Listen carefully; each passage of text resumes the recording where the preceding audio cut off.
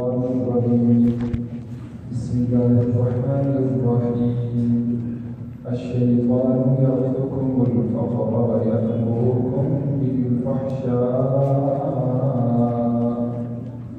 والله يعدكم مغفرة منه وفضلا والله واسع عليم صدق الله العظيم الشیطان شیطان یعدکم وہ تمہیں وعدہ دیتا ہے الفقر محتاجی کا غربت کا ویأمرکم اور وہ تمہیں حکم کرتا ہے بالفحشاء بے حیائی کا واللہ اللہ یعدکم تمہیں وعدہ دیتا ہے مغفرۃ منہ اپنی طرف سے بخشش کا وفضلا اور اپنی طرف سے فضل کا مہربانی کا واللہ اللہ واسع بڑی وسعت والا ہے علیم سب کچھ جاننے والا ہے۔ یہ سورۃ البقرہ کی آیت نمبر 268 ہے۔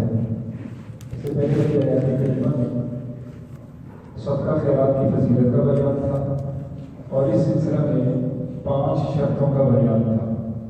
پہلی شرط یہ کہ صدقہ خیرات کرو لیکن اس کے بعد احسان نہ جتلاؤ۔ دوسری بات کہ حاجت مند ضرورت مند جس پہ تم نے خرچ کیا ہے اس کو تکلیف نہ پہنچاؤ۔ تیسری بات کہ تمہارے صدقہ اور خیرات کے اندر خالصۃ اللہ کی رضا ہو، اس میں نام و نمود نہ ہو، ریاکاری شہرت نہ ہو، کہ ان تینوں کاموں سے صدقہ ضائع ہو جاتا ہے اور برباد ہو جاتا ہے۔ چوتھی بات کہ جو تم خرچ کرو گے وہ حلال اور پاکیزہ ہو، کہ اللہ حرام مال سے صدقہ کو قبول نہیں کرتا۔ اور پانچویں بات جو خرچ کیا ہے وہ عمدہ ہو، وہ اعلیٰ ہو، وہ ردی اور بیکار مال نہ ہو کہ اپنے لیے اس چیز کو پسند نہیں کرتے اور وہ حاجت مند اور ضرورت مند کے ہاتھ میں تھما دیتے ہو، کہ یقیناً اللہ تعالیٰ جل شانہ تمہارے اس صدقے کا محتاج نہیں ہے۔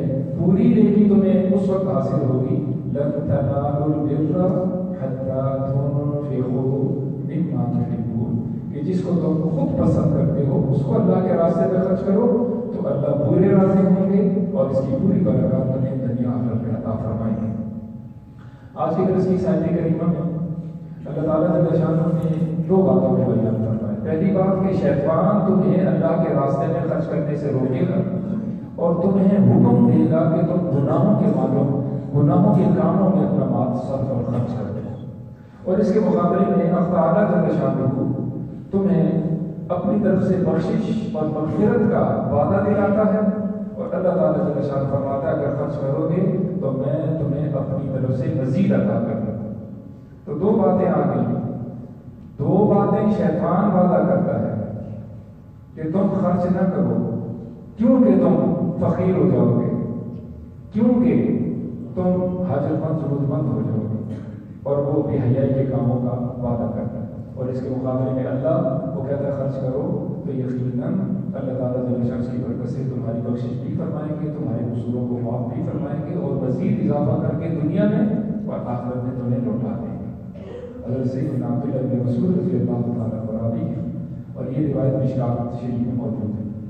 آپ فرماتے ہیں کہ حضور اکرم صلی اللہ علیہ وسلم نے فرمایا کہ شیطان دل کے اندر خیال پیدا کرتا ہے، اور جب یہ خیال پیدا کرے کہ تم خرچ نہ کرو، خرچ کرنے سے حاجت مند ہو جاؤ گے، تمہارے مال میں کمی ہو جائے گی، تو یہ شیطانی خیال ہے۔ ان الشیطان لکم عدو فاتخذوہ عدوا، شیطان تمہارا دشمن ہے، اس کو دشمن ہی سمجھنا، یہ کبھی تمہارا دوست نہیں ہو سکتا۔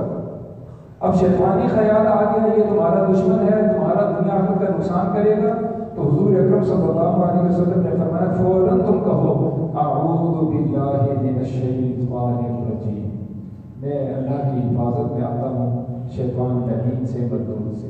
اور جب کبھی بھی بندہ اللہ تعالیٰ جل شانہ کی پناہ حاصل کرے گا اور یوں کہے گا تو اللہ فرماتے ہیں کہ اما ینزغنک من الشیطان نزغ فاستعذ باللہ انہ سمیع علیم، جب کبھی شیطان کی طرف سے کوئی تمہیں چھیڑ چھاڑ پہنچ جائے فوراً اعوذ باللہ من الشیطان الرجیم کہو، کیونکہ اللہ تعالیٰ جل شانہ موجود ہے، سنتا ہے اور تمہاری نیتوں سے تمہارے ارادوں سے واقف ہے۔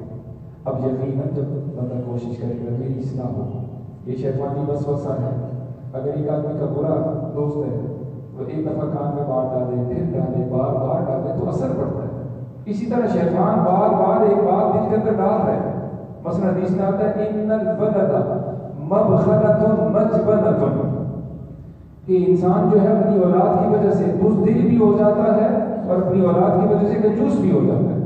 بزدل کیسے؟ جہاد کے لیے نہیں نکلتا، جہاد فرض ہے، کہتا ہے اگر میں نکلوں گا تو بچوں کا کیا ہوگا، میں مارا گیا شہید ہو گیا تو میرا کیا بنے گا، میری اولاد کا کیا ہوگا، بیوی بچوں کا کیا ہوگا۔ اس کی وجہ سے اس میں بزدلی پیدا ہوتی ہے۔ اور کنجوسی کا باعث ہے بندہ سوچتا ہے کہ میں خرچ کر دوں اور کل میں حاجت مند ضرورتمند ہو جاؤں، میرے مسئلے، میری اولاد کے مسئلے، خاندان کے مسئلے کیسے حل ہوں گے، تو اس کی وجہ سے وہ خرچ بھی نہیں کرتا۔ تو بار بار یہ خیال آ رہا ہے، بار بار آ رہا ہے، تو وہ خیال دل کے اندر راسخ ہو جائے گا اگر بندہ کوشش نہیں کرے گا۔ اب کوشش یہ ہے فوراً کہے اعوذ باللہ من الشیطان الرجیم۔ دوسرا وعدہ اللہ کرتا ہے میں بخشش کر دوں گا تمہاری خرچ کرنے کی برکت سے، اور میں تمہاری مغفرت کر دوں گا، اور دنیا آخرت میں تمہیں مزید بڑھا چڑھا کر عطا کر دوں گا۔ 10 دنیا میں 70 آخرت میں مشہور ہے۔ 10 گنا دنیا میں، من جاء بالحسنۃ فلہ عشر امثالها، اور 70 کا مطلب صرف 70 نہیں ہے، اس سے پہلے ہم نے تفسیر کے ساتھ پڑھ لی۔ 70 کا مطلب کثرت ہے، ہم اتنا تمہیں بڑھا چڑھا کر عطا کریں گے تمہیں اس کا گمان بھی نہیں ہوگا۔ انما یوفی الصابرون اجرهم بغیر حساب، بغیر حساب کے لوٹاتے ہیں۔ تو جب یہ خیال آئے تو فوراً بندہ کہے الحمدللہ الحمدللہ، یا اللہ تیری مہربانی، یا اللہ تیرا فضل ہے، تیرا کرم۔ اللہ تعالیٰ جل شانہ کا قرآن پاک میں ارشاد مبارک ہے ما عندکم ينفد وما عند اللہ باق، جو تمہارے پاس ہے وہ رہ جائے گا، وما عند اللہ باق، اور جو اللہ کے پاس ہے وہی باقی ہے، اور اللہ کے پاس وہ ہے جو تم نے خرچ کیا۔ جنت میں 3 سطریں لکھی ہیں۔ پہلی سطر میں لا الہ الا اللہ محمد رسول اللہ، دوسری سطر ما اکلنا ربحنا، جو ہم نے کھا پی لیا ہم فائدے میں رہے، دنیا میں جو کچھ کھا لیا پی لیا اور پہن لیا وہ ہم فائدے میں رہے۔ وما قدمنا، جو ہم نے آگے کیا وجدنا، ہم نے اس کو پا لیا۔ اور تیسری بات دوسری سطر کی کہ وما خلفنا خسرنا، جو پیچھے چھوڑ آئے یقیناً ہم نقصان میں رہے۔ جو پیچھے چھوڑ آئے، اب افسوس نہیں ہے، لیکن یہ بعد میں افسوس ہوگا، موت کے وقت افسوس ہوگا، قبر میں آخرت میں افسوس ہوگا۔ جو پیچھے چھوڑ آئے تو ہم نے نقصان اٹھایا۔ اور تیسری سطر ہے امت مذنبۃ ورب غفور، امت گنہگار ہے اور رب انتہائی مہربان ہے، بخشنے والا ہے، انتہائی شفقت، انتہائی مہربانی فرمانے والا ہے۔ ترمذی اور مسلم احمد کی روایت ہے، حضور اکرم صلی اللہ علیہ وسلم نے فرمایا الدنیا دار لمن لا دار له، دنیا کے لیے صرف وہ سوچتا ہے جس کے لیے کوئی گھر نہیں، ومال لمن لا مال له، دنیا اس کا مال ہے جس کا کوئی مال نہیں، ولها یجمع من لا عقل له، اور دنیا کے لیے جوڑ جوڑ کے وہ رکھتا ہے، اس میں سے مالی حق ادا نہیں کرتا، نہ زکوٰۃ، نہ صدقۃ الفطر، نہ قربانی، نہ منت، نہ نفلی صدقات، لمن لا عقل له، جس کی کوئی سمجھ نہیں، عقل نہیں۔ جب اس کا یقین ہے کہ آخرت میں جانا ہے تو ان هؤلاء يحبون العاجلة ويذرون وراءهم يوما ثقيلا، یہ دنیا سے پیار کرتے ہیں اور آخرت کے دن کو جو سخت بوجھ ہے، وزنی ہے، انہوں نے فراموش کر دیا، بھلا دیا۔ تو ہم نے اپنی آخرت کو کبھی نہیں بھلانا۔ ان 2 باتوں کی مختصر تفصیل سمجھنا چاہیں تو ایک چھوٹا واقعہ، قرآنی واقعہ سورۃ القلم کے اندر تفصیل کے ساتھ پہلے رکوع میں موجود ہے، اور یہاں میں اس کو عرض کرنا مناسب سمجھتا ہوں کہ ایک شخص تھا یمن کے علاقے صنعاء میں، تو اس کا ایک باغ تھا اور خوب اس زمانے میں جب تک وہ حیات تھا وہ خوب پھل دیتا تھا، اور اس کی عادت یہ تھی کہ جو ہی اس باغ کا پھل اترتا تو وہ اس باغ کا جو اللہ نے حق بنایا ہے اللہ کے راستے میں خرچ کرنے کا، حاجت مند ضرورت مند فقیر کا، رشتہ داروں کا، وہ ان کو دے دیتے۔ ہمیشہ اس کے مال میں خیر و برکت رہی جب تک وہ زندہ رہا، حیات رہا۔ اب اللہ کی شان وہ نیک بندہ دنیا سے فوت ہو گئے اور اللہ کا حکم بھی یہی ہے آتوا حقہ یوم حصادہ، جس دن وہ تمہارا باغ پک جائے، کھیتی پک جائے، اب وہ تمہارے قبضے میں آ چکا ہے، سب سے پہلا حق اللہ کا نکال، ہم سب سے آخری حق جو ہے اللہ کا رکھتے ہیں۔ مثلا ایک آدمی کے 10 لاکھ روپے پھنسے ہوئے، وہ کہتا ہے جی اگر یہ نکل آئے تو مثلا 1 لاکھ روپے میں خرچ کروں گا، تو ہمیں یہ چاہیے اللہ کی مہربانی سے ہم پہلی قسط پہ اللہ کا حق دے دیں، اگر کل نہیں دے سکتے کچھ تو دے سکتے ہیں، مثلا 1 لاکھ روپے آگے جی چلو انشاءاللہ 90 میں اپنی ضرورت کے لیے 10 جو ہے وہ اللہ کے نام پہ حاجت مند ضرورت مندوں کو میں دے دیتے ہیں۔ ہم یہ نہیں کرتے، ہم کیا کرتے ہیں آخری قسط کا انتظار کرتے ہیں، یہ سب سے بڑا ہمارا نقصان ہے اور غلط فہمی۔ ہمیں یہ چاہیے اللہ کو ہم سب سے آگے رکھیں۔ آتوا حقہ یوم حصادہ میں اللہ نے یہ فرمایا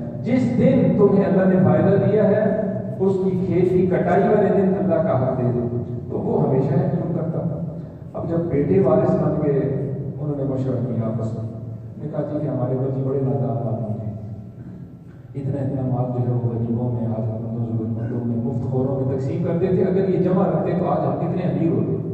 انہوں نے حساب کتاب کیا ان کی زندگی کا، چنانچہ وہ جمع ہوئے، مشورہ کیا، صرف مشورہ نہیں کیا بلکہ اذ اقسموا لا یصبرونها مصبحین، انہوں نے آپس میں ایک دوسرے کو قسمیں دی کہ کیونکہ غریبوں کو حاجت مندوں ضرورت مندوں کی عادت ہے، اس موقع پہ آ جاتے ہیں تو ان کو آگاہی ہو جاتی ہے، ہم یوں کریں گے رات کے اندھیرے میں جو کچھ ہم نے کرنا کریں گے تاکہ فقیروں کو، حاجت مندوں کو، علاقے کے لوگوں کو بالکل کوئی خبر نہ ہو۔ درمیانہ جو تھا قال اوسطهم الم اقل لكم لولا تسبحون، جب ان پہ مصیبت آئی تو اس نے کہا تھا کہ دیکھو اللہ کا شکر ادا کیوں نہیں کرتے، بغیر کوشش کے، بغیر محنت کے، وراثت میں اللہ نے تمہیں یہ نعمت دے دی ہے، تو جو غریب کا، حاجت مند، ضرورت مند کا حق ہے وہ مت روکو، وہ دے دو تو۔ لیکن اس کی کون سنتا تھا؟ بہرحال انہوں نے آپس میں طے کر لیا اکثریت کے ساتھ کہ جی ہم چاہے کچھ ہو رات کے اندھیرے میں اپنا گھر اتاریں گے، سنبھال لیں گے، غریب آئیں گے ان کو سر سے ڈال دیں گے۔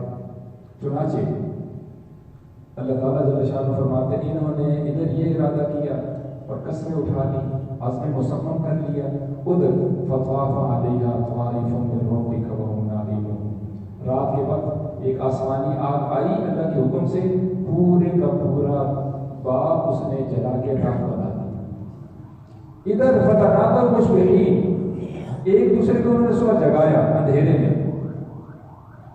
اَنِغْدُوا عَلَىٰ حَرْثِكُمْ إِن كُنتُمْ صَارِمِينَ، چلو اپنی کھیتی کی طرف، چلو اپنے باغ کی طرف، اگر تم نے باغ کا پھل اتارنا ہے جس طرح کہ ہمارا مشورہ کرو۔ اور پھر میں نے کہا لا يدخلن اليوم علیکم، اس کی خیال کرو آج کے کوئی غریب، حاجت مند، ضرورت مند وہ ہمارے در پہ نہ ہے، دروازے پہ نہ، اس میں سے ہم اس کو کچھ بھی دینے کے لیے تیار نہیں۔ اللہ کی شان، وہ چلے چلے چلے چلے، جب وہ باغ پہ پہنچے قرآن نے پورا واقعہ بیان کیا، کہنے لگے اِنَّا لَضَالُّونَ، ہم تو پتہ نہیں راستہ بھول گیا، اندھیرے میں وہ سوچنے لگے۔ جب انہوں نے غور کیا کہ بل نحن محرومون، وہ کہنے لگے جی ہم تو محروم ہو گئے، ہمارا باغ تو اجڑ چکا ہے، ویران ہو چکا ہے۔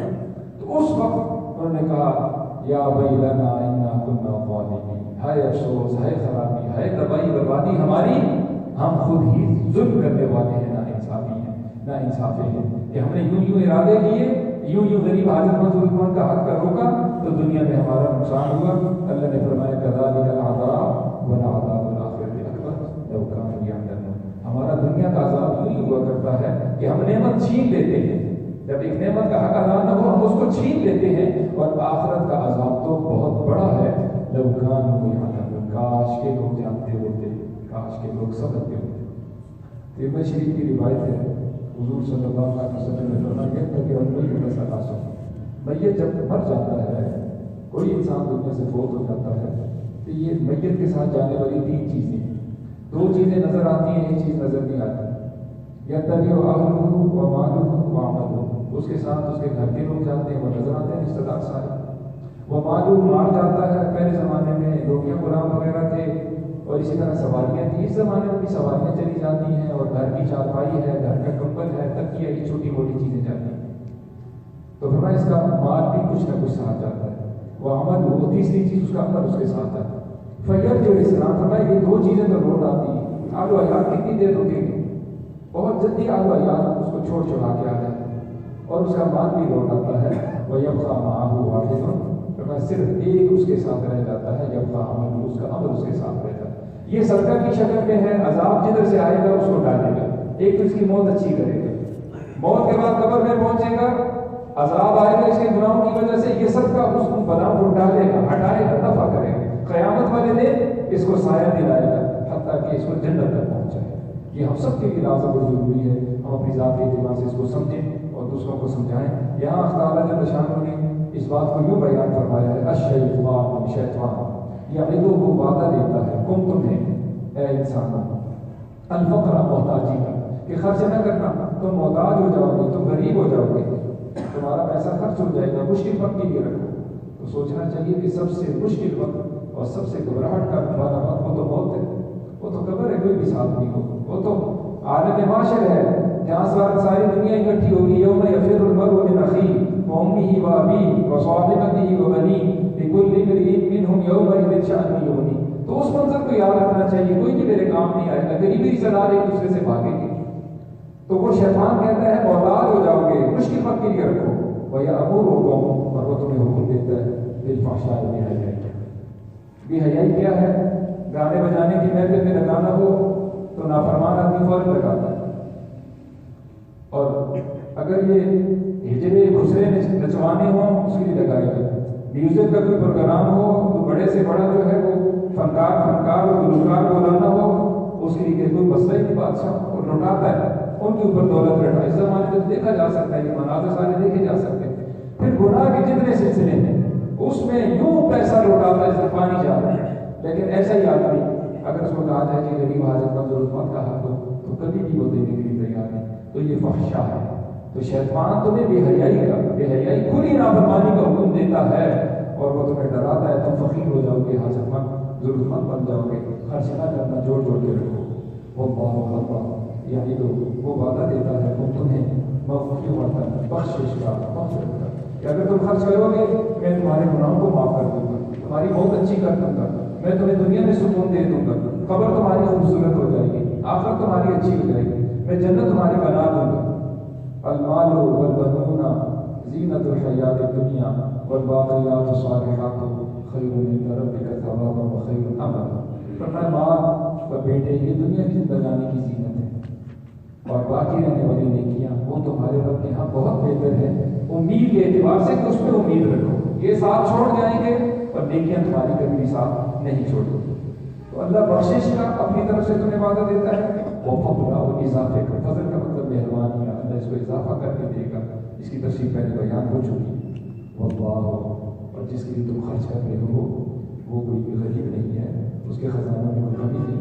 واللہ واسع, اللہ بڑی وسعت والا ہے, بڑی وسعت والا ہے. علیم سب کچھ جاننے والا ہے. کہ تم خرچ کیوں کرتے ہو, تمہاری سوچ کیا ہے, تمہاری نیت کیا ہے, تمہارا ارادہ کیا ہے.